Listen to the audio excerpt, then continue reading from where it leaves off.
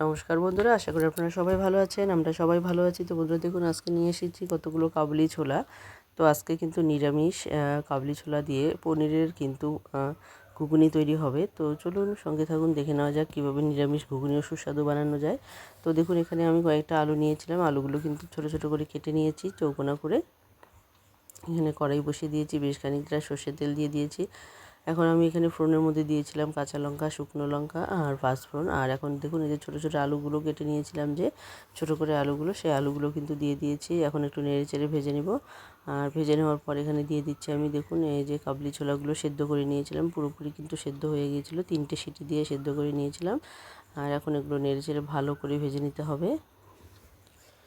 তো বন্ধুরা, যারা ঘুগনি রান্না করেছেন তারা তো জানেনই পেঁয়াজ দিয়ে ঘুগনি রান্না করলে ভালো হয়, কিন্তু আপনারা যদি নিরামিষ দিনে এভাবে ঘুগনি করেন পেঁয়াজ ছাড়াই, তাহলেও কিন্তু খেতে বেশ দুর্দান্ত হয়। তো বন্ধুরা দেখুন, এখন আমি এখানে স্বাদ মতো দিয়ে দিলাম লবণ।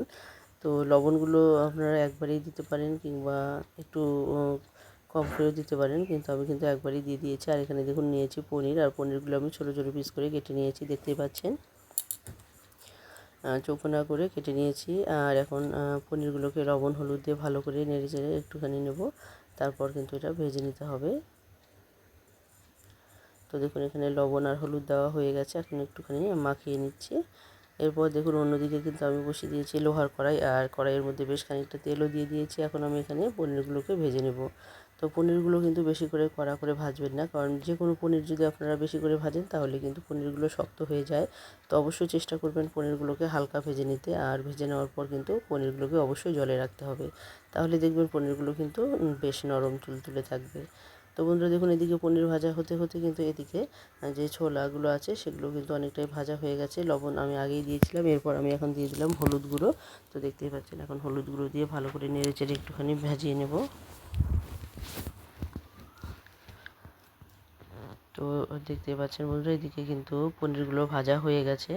তো এইভাবে সমস্ত পনিরগুলো ভেজে ভেজে আমি কিন্তু জলের মধ্যে রেখে দিয়েছিলাম। আর এদিকে দেখুন, ছোলা আর আলুগুলো যে আছে সেগুলো কিন্তু অনেকটাই ভাজা হয়ে গেছে। এখন আমি এখানে দিয়ে দিচ্ছি মশলা। যেহেতু এখানে পনিরের পরিমাণ ছোলার পরিমাণ একটু বেশি আছে, তো সেই আন্দাজে কিন্তু এখানে আমি 4 চামচ পরিমাণ এখানে দিয়ে দিচ্ছি আমি আদা বাটা। তো দেখতে পাচ্ছেন, এখানে 4 চামচ পরিমাণ আদা বাটা দিয়েছি, কারণ ঘুগনির মধ্যে যদি একটু মশলা না দেওয়া যায় তাহলে কিন্তু সেটা ভালো লাগে না। তো অবশ্যই একটু ঘুগনির মধ্যে মশলা বেশি করেই দেবেন।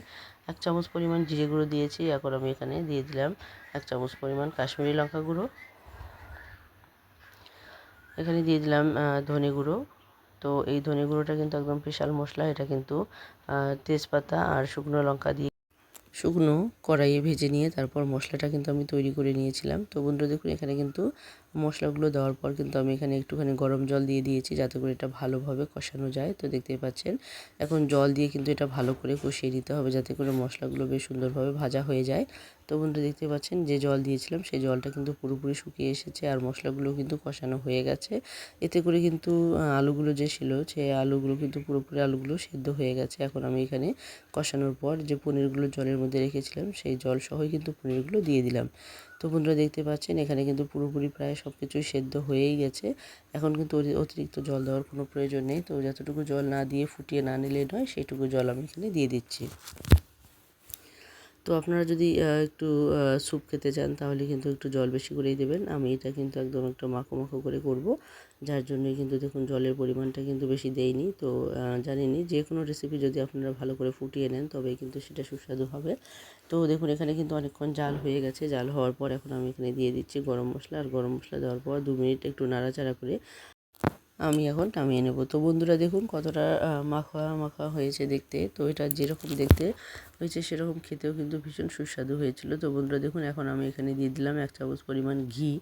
যেহেতু এটা নিরামিষ, তো এখানে কিন্তু ঘি আর গরম মশলাটা অবশ্যই দিতে হবে, তাহলে কিন্তু এটা বেশ আরও সুস্বাদু হবে খেতে। তো বন্ধুরা দেখুন, ঘি দেওয়ার পর ঘিটাকে পুরোপুরি গলিয়ে নিয়েছি। এখন একটু নাড়িয়ে নেব। নাড়িয়ে নেওয়ার পর আমি এটা নামিয়ে নেব আর গরম গরম পরিবেশন করব। তো বন্ধুরা, আপনারা যারা এখনও বন্ধু হননি, যারা এখনও একটু লাইকও করেননি, তারা অবশ্যই কিন্তু একটি লাইক কমেন্ট করতে ভুলবেন না, কারণ আপনাদের একটি লাইক একটি কমেন্ট কিন্তু আমাদেরকে অনেকটা উৎসাহিত করে নতুন নতুন রেসিপি তৈরি করতে। তো যে সমস্ত পুরনো বন্ধুরা শুরু থেকে শেষ অবধি সঙ্গে আছে, সবাইকে অসংখ্য অসংখ্য ধন্যবাদ, এবং সবার প্রতি রইল অনেক অনেক ভালোবাসা। তো বন্ধুরা, আজকে এখানে শেষ করে দিচ্ছি। আবারও চলে আসবো নতুন কোনো রেসিপি নিয়ে। ততক্ষণে সবাই ভালো থাকবেন, সুস্থ থাকবেন। বাই।